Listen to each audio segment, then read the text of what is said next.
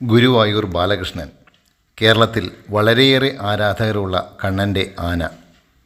നല്ല ഉയരവും ഉയർന്ന തലക്കുന്നിയും ഗാംഭീര്യമുള്ള തലയെടുപ്പും വലിയ ചെവികളും നീളമുള്ള തുമ്പിയും നടയമരങ്ങളും ഇവനെ നാടൻ ആനകളിലെ അഗ്രേസരനാക്കുന്നു.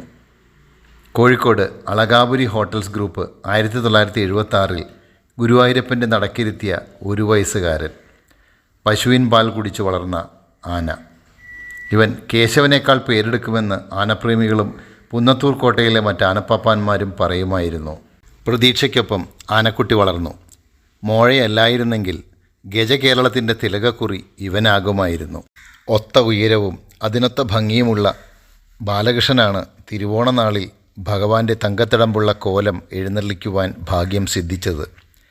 3 ആനകൾ നിരന്ന ശീവേലിക്ക് ഉയരക്കേമനായ ബാലകൃഷ്ണൻ ഭഗവാന്റെ തിടമ്പേന്തി 3 പ്രദക്ഷിണത്തോടെ ശിവേലി പൂർത്തിയാക്കി.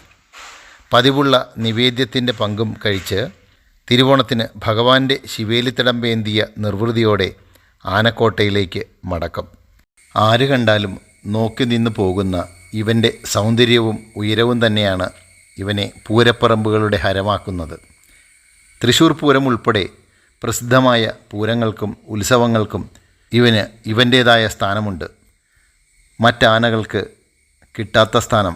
അതാണ് ഗുരുവായൂർ ബാലകൃഷ്ണൻ.